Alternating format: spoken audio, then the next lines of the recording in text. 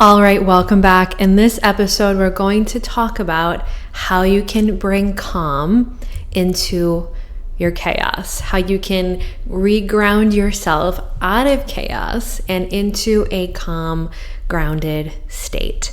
My name is Gianna Badot. I'm a one-on-one coach, certified hypnotherapist, meditation teacher, and guide. And if you'd love deeper support beyond this episode, make sure you refer to the incredible tools linked in the notes below, and also grab access to the Rewired app. There's over 50 subconscious activations and meditations to help you stress less and achieve more every single day. All right, let's dive on in. So I'm pretty sure I created this episode partially for myself, knowing that there are so many of you out there who are also swimming in chaos, whether it's chaos that you've been experiencing for a very, very long time, whether it's chronic chaos, maybe perhaps you've been experiencing it for your whole entire life, or maybe it's some monetary acute chaos that you've just come in contact with.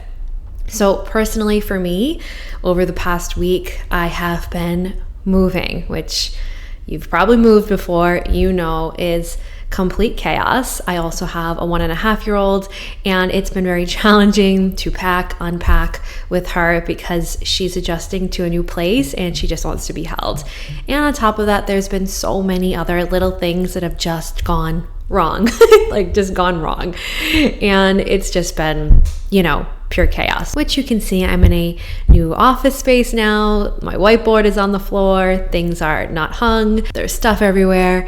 But hey, we are doing it today. We are recording. We are getting this episode out there. It's needed for me. It's needed for you. So here we go. I wrote this 3-step framework literally for you, for myself, to help you snap out of chaos quickly. And this works for you whether you have, again, been going through chaos and in chaos for a very long time, or perhaps you are experiencing some chaos, some short-term chaos right now, like a move, for example. So there's 3 steps to this, and it's really important to snap yourself out of chaos quickly. Now, why is this? Because the longer you stay in a chaotic state, the longer you are programming and training your subconscious to believe that you are a chaotic person, that you need to be in chaos. And what happens the longer you're in chaos? You start to create more chaos. You start to find yourself in more chaotic situations. You start to manifest more and more chaos.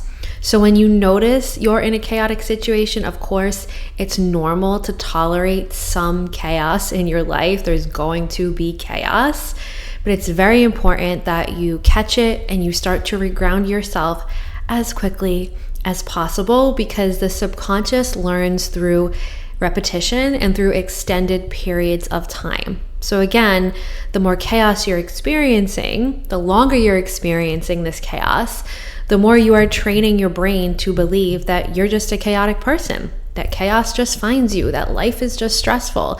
And this becomes your mindset. This becomes the lens by which you start to operate in the world. And you've probably heard someone say this before: my life is just always so stressful, or stress finds me, chaos finds me. And that is likely because that person has been creating it.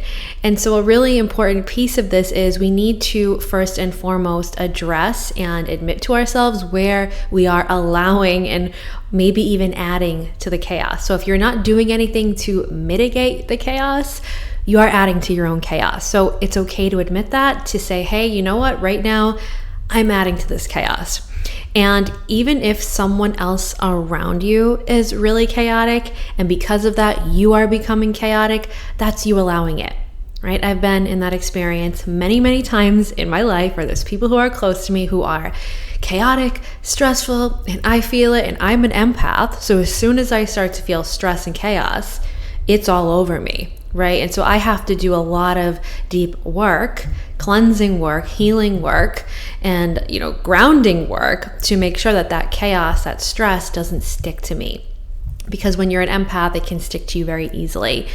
So here are the 3 steps. I wrote them down so that I could very clearly walk you through this process. But I really want to remind you and stress this, that it is so important that if you find yourself in a chaotic situation, snap yourself out as quickly as possible. This prevents you from programming and training your brain to be in chaos. And it's okay if you're in that state already. This process will still help you start retraining and rewiring your brain. And if you do find that you've been in a very chaotic and stressful state for a long time, chronically over a very long period of time, make sure you grab access to the Rewired app. I want you to start listening to those audio recordings every single day. It's going to help you start retraining your subconscious in a very deep and profound way to be in a calmer state. Even if you think you've done meditation in the past and it hasn't helped you, this is different than normal, regular meditation. These are subconscious meditations that penetrate deeper than the conscious level of your mind, the subconscious level of your mind, the part of your mind that is responsible for the way you are, for every part of you. So when you rewire and retrain your subconscious, that's when real change can actually happen. So even if meditation has never worked for you in the past, I want you to grab access to the Rewired audios below and try them on for yourself. You can get access for 30 days for free with the code that is linked below. All right, so number 1, you need to take a day or a half a day to reground and recenter and basically essentially do nothing for the day, but relaxing, grounding activities, whatever that is for you. What is the thing that truly makes you feel grounded and relaxed? And if some of you are listening to this and you're like, well, nothing really makes me grounded and relaxed, well, that's something we need to address as well. Everyone needs something that actually helps them take a step back. Is it a spa day? Is it being outside? Is it being with someone specific that you care about that just makes you feel warm on the inside? Find that one thing. Or maybe you just spend a day home, laying on your couch, reading a book, taking a hot shower. Just the other night, I was feeling really overstimulated from this move and really overwhelmed from everything that was going on. I gave my toddler to my husband and I took a long, steamy hot shower with lavender. I sprinkled some lavender right in my shower and let it steam up. And it was like this lavender infusion. Lavender is very grounding and relaxing. And I came out of that shower. It was probably like a 15-minute shower and felt like a totally different woman. So I'm telling you to take a day or half a day, but even if all you have time for is something like that, that's a start. But step 1, it's very important that you reground, recoup, recenter. You need to come home to you, to the reality, to the truth that you'll be able to access when you reground. When you're ungrounded, when you're chaotic, you feel like everything's a mess. You feel like nothing's working out. But when you reground and you recenter, you actually can start to peel back some of those layers and you start to realize, you know what? This happened for a reason. You know what? This is going to work out better actually because this happened, right? You start to find the silver lining in things when you can come out of the chaotic state and peel back a bit and actually reground. So it's very important that you actually take enough time to do this. I know I just said take 15 minutes if it's all that you have, but taking half a day on the weekend or finding time to do it, take a day off of work, and reground and recenter yourself. Do relaxing things. This means no tasks that you don't enjoy, no tasks that are taxing or stressful. It's only doing things that make you feel connected to yourself, grounded within yourself, and relaxed. So something I am going to be doing as soon as I am done being officially unpacked is I'm going to be having a spa day. A facial, a massage, and just really taking a full half a day to just recoup, reground, go inside. For me, I love getting massages. I love going to the spa. So that's what I will be doing. And of course, being outside in nature. So going for a long walk.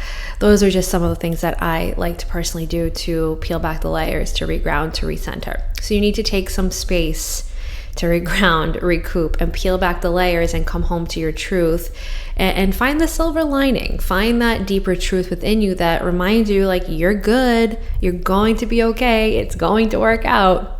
And you'll find that when you come back to the state of groundedness, of equilibrium, you're going to have deeper clarity on the situation that you're in. You're going to figure things out. You might get some insight, some inspiration, some wisdom will likely come through as well. But we need to become still and become quiet enough to hear that wisdom. So that is step 1. Step 2 is you need to remind your subconscious that you are experiencing chaos, but you are not chaotic.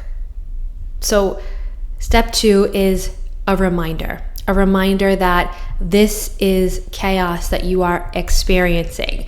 Because a lot of times what happens when we're feeling stressed and chaotic is we start to identify with it. Oh my God, I'm so stressed. Oh my God, my life is so stressful. We go down this rabbit hole. But really, it's just a experience of chaos, right? Like a move, for example, for me, it's an experience of chaos. But I could easily get stuck in this chaotic state. I could easily get stuck here even after the chaos has ended, because chaos sticks to us, right? And we start to create it. So you need to close your eyes and remind yourself, I am experiencing chaos, but I am not chaotic. So you are not identifying with the chaos that you are experiencing, because if you start to identify with the chaos, that's when you start to become a chaotic person. Okay. And if you're already feeling like, you know what, I'm already over that line, I am already an extremely chaotic person, it's not too late. You need to remind yourself that, hey, you went through some chaotic experiences, but it doesn't mean that you have to be a chaotic person. So this is rewriting the script. It's unidentifying with the chaos. So that is step 2. You want to de-identify with the chaos. You are not the chaos. It's just an experience. It's a moving cloud in the sky. It's a small blip of time of chaos that you are experiencing that's going to pass through. It's going to come and it's going to go if you allow it to. And part 3, the third step of this, is wiring your brain for calm. It's wiring your brain to be a calm, grounded person so that you can experience chaos. It can come in and you can stay calm in the storm. No matter who's flipping out around you or what's going wrong, you can peel back and say, I got this. Everything's going to be fine. So in the future, when chaos comes, you can stay in that grounded state. Now, if you haven't done a meditation in a long time, or if you haven't done anything that makes you feel grounded in a long time, then it's really hard to stay in a calm state when chaos hits. So that's why this third step is so important. It's creating a consistent routine of calm. It's doing something every single day that helps you feel calm and grounded. This is training your brain for future chaos so that when it does hit, you're not hitting the fan with the chaos. You're actually like a grounded tree in the ground. When the wind comes, you stay grounded, you don't fall over. And so this means doing something every single day, a consistent, calming, grounding practice. Now, you may love meditation. Mindfulness meditation is incredible. I recommend you do it for at least 5 minutes every single day. So it's much better to do a meditation for 2 to 5 minutes a day than doing one for 10 minutes once a week or once a month. The effectiveness takes place through the daily repetition. So it's really important that you actually commit to a daily grounding practice and you stick to it. Maybe it's your daily walk outside where you go outside and you breathe in some fresh air. Whatever it is for you, choose something that allows you to feel calm and grounded and do it every day, every single day.